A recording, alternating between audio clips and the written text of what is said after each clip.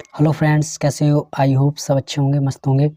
तो आपको सीटेट से जुड़ी जो ऑफिशियल न्यूज़ आई है उस न्यूज़ को आपको देना है। तो अगर वीडियो अपनाई हो तो वीडियो को पूरा अंत तक जरूर देखें ताकि आपको ये पूरी जानकारी मिल सके, पूरी जानकारी आप समझ सको अच्छे से। तो वीडियो को अंत तक जरूर देखना।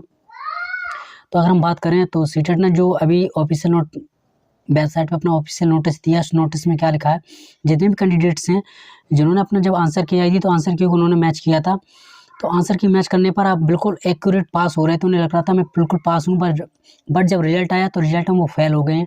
तो उस परिस्थिति में उस चीज़ को लेके सीटेट ने ऑफिशियल वेबसाइट पे ये बोला है, ये नोटिस दिया है। उस नोटिस में ये कहा गया है कि जितने भी कैंडिडेट्स हैं उन्हें ये लगता है कि मैं 1-2 नंबर से रह गया, मतलब मैं फेल हो गया, पास मतलब जब मैंने आंसर की मैच की तो मैं पास हो रहा था, रिजल्ट आया तो मैं फेल हो गया। तो उस स्थिति में आपको करना क्या होगा, तो मैं इस चीज़ को आपको एक बार पढ़ के बताऊंगा, उसके बाद में फिर मैं वैसा बता दूंगा। तो सबसे पहले आपको यहाँ दिखाई दे रहा होगा, यहाँ लिखा सार्वजनिक सूचना। तो एक उन्होंने सार्वजनिक सूचना दी है। तो पहला हम पॉइंट पढ़ते हैं, इसमें क्या लिखा है, आपको भी समझ के चलना है क्या क्या मैं बता रहा हूँ।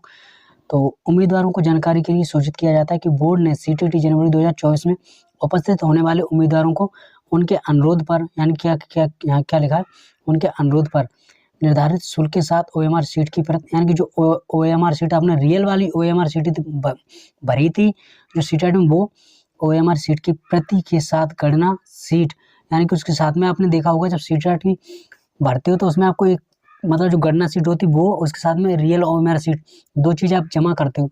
तो दोनों की बात की गई है। यहाँ लिखा है ओएमआर शीट की प्रत के साथ गणना शीट प्रदान करने का निर्णय लिया गया है।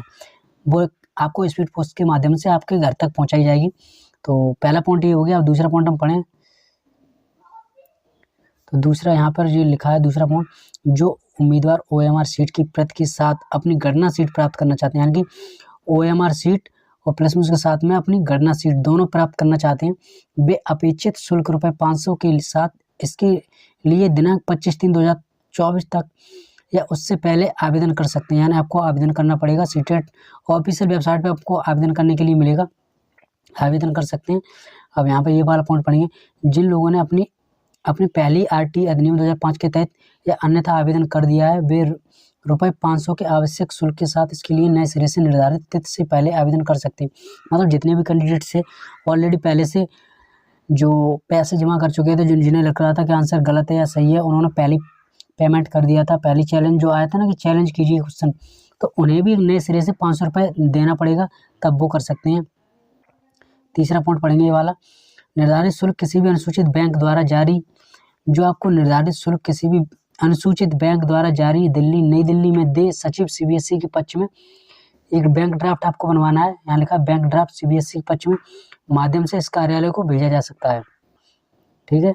अब इसके बाद में ये वाला पॉइंट पढ़ेंगे, उम्मीदवारों को अपने आवेदन में अपना रोल नंबर, यहाँ ये बात बहुत इंपॉर्टेंट है, उम्मीदवारों को अपने आवेदन में अपना रोल नंबर, नाम और पता सही ढंग से अंकित करना चाहिए।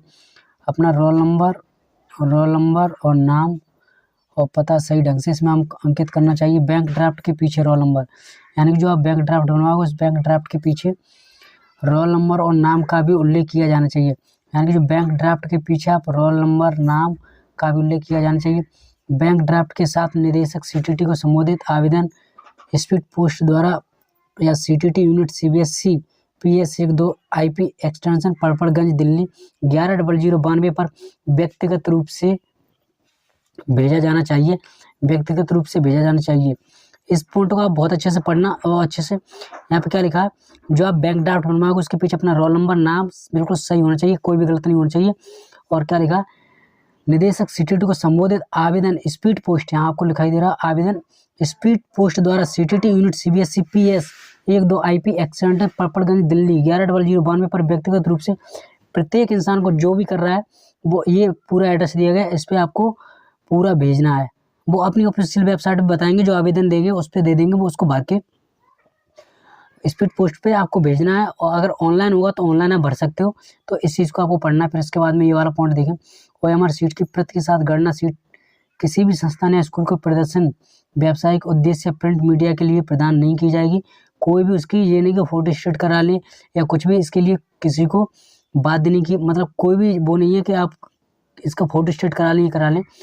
उम्मीदवार की ओर से जमा किया गया आवेदन और अधूरा आवेदन, मतलब आपने आवेदन तो किया लेकिन अधूरा कर दिया है, बिना किसी संबंध में सरासरी तौर पर खारिज कर दिया है। गलत अगर भरोगे तो उसे बिल्कुल खारिज कर दिया जाएगा, मान्य नहीं होगा। लास्ट ये बहुत इंपॉर्टेंट है, इस पॉइंट को समझो।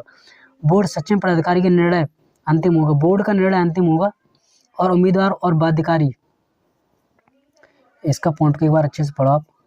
बोर्ड के समक्ष पदाधिकारी का निर्णय अंतिम और उम्मीदवारों पर बाध्यकारी होगा। ओएमआर सीट की प्रत के साथ सीट गणना सीट उम्मीदवारों को केवल स्पीड पोस्ट द्वारा प्रदान की जाएगी।